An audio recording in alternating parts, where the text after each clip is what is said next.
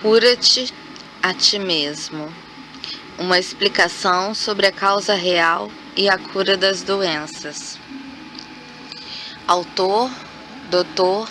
Eduard Bach. Esse livro é dedicado a todos que sofrem ou que estão em situação angustiante.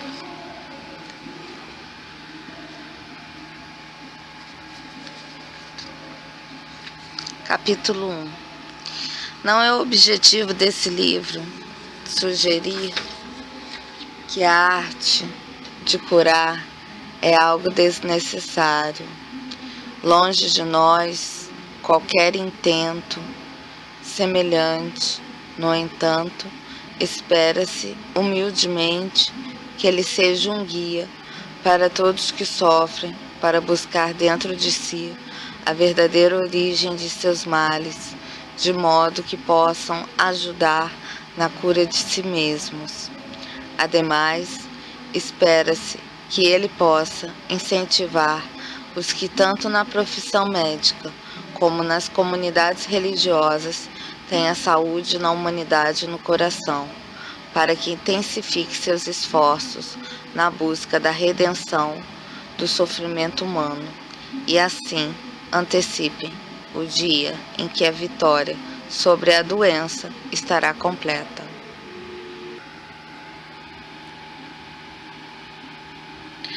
A razão principal do fracasso da medicina moderna está no fato dela se ocupar dos efeitos e não das causas. Por muitos séculos, a real natureza da doença foi encoberta pela capa do materialismo, e assim têm sido dadas às próprias doenças todas as oportunidades dela se propagar sua destruição, uma vez que não foi combatida em suas origens.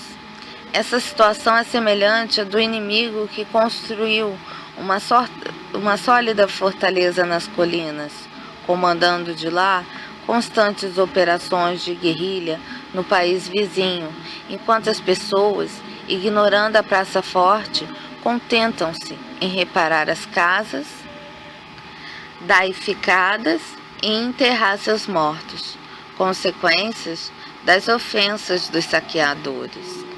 Essa é, em termos gerais, a situação à medicina nos dias de hoje: consertar às pressas os danos resultantes do ataque e enterrar os mortos, sem que se dê a mínima atenção para o verdadeiro reduto inimigo.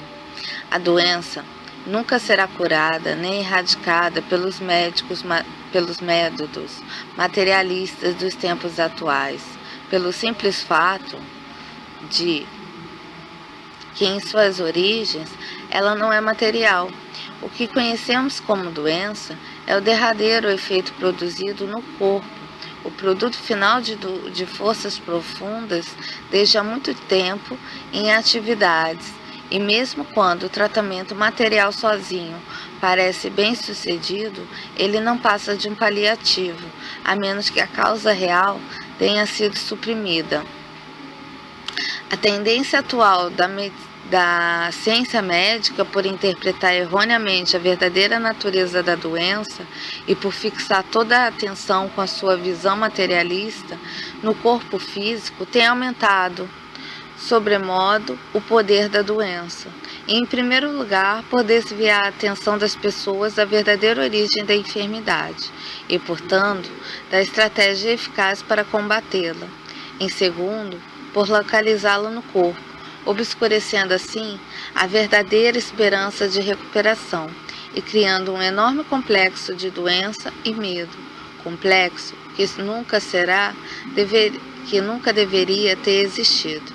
Em essência, a doença é o resultado do conflito entre a alma e a mente, e ela jamais será erradicada, exceto por meio de esforços mentais e espirituais.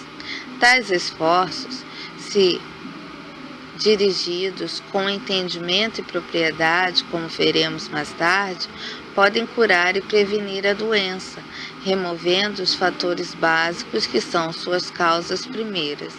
Nenhum esforço que se destine apenas ao corpo pode fazer mais do que reparar superficialmente um dano, e nisso não há nenhuma cura, visto que a causa ainda continua em atividade e pode a qualquer momento manifestar novamente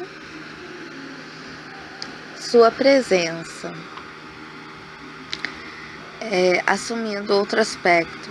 De fato, em muitos casos, a recuperação aparente acaba sendo prejudicial, já que oculta do paciente a verdadeira causa de seu problema. E na satisfação que se experimenta com essa aparente recuperação da saúde, o fator real, continuando ignorado, pode fortalecer-se. Comparem-se esses casos ao do paciente que veio a saber por a si mesmo, ou que foi alertado por um médico sensato da natureza das forças mentais e espirituais adversas em atividade, cujo efeito precipita o que chamamos de doença no corpo físico. Se esse paciente se esforça continuamente para neutralizar essas forças, a saúde é recuperada, tão logo ele obtenha êxito em sua tentativa, e quando o processo estiver concluído, a doença desaparecerá. Essa é a cura verdadeira, e ela se deve ao fato de se ter atacado a praça forte, o fundamento real do sofrimento. Uma das exceções para os métodos materialistas na ciência moderna é a do grande Hahnemann, o fundador da homeopatia, que com sua compreensão do amor beneficente do Criador e da divindade que mora dentro do homem, e por estudar a atitude mental de seus pacientes diante da vida, do meio ambiente e suas doenças, foi buscar nas ervas do campo e nos domínios da natureza o remédio que não apenas haveria de curar seus corpos, mas ao mesmo tempo elevaria sua perspectiva mental. Possa sua natureza se expandir e ser desenvolvida pelos médicos verdadeiros que trazem o amor pela humanidade dentro do coração. 500 anos antes de Cristo, alguns médicos da antiga Índia, trabalhando sob a influência do Senhor Buda, levaram a arte de curar a um estágio tão perfeito que conseguiram abolir a cirurgia, ainda que na sua época ela fosse tão eficiente ou até mais que a dos dias atuais. Homens como Hipócrates, com seus ideais grandiosos sobre a cura, Paracelso, com a sua convicção de uma divindade dentro do homem, e Hahnemann, que compreendeu que a doença tinha sua origem no plano acima do físico, todos eles sabiam muito sobre a verdadeira natureza do sofrimento e sobre o remédio para ele.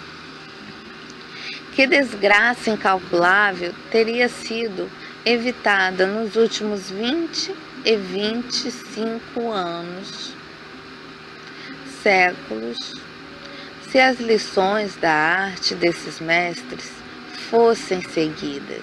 Porém, assim como em outros setores, o materialismo impressionou tão fortemente o mundo ocidental e por tão longo tempo que as vozes dos que se opõem radicalmente têm sobrepujado as daqueles que conheceram a verdade.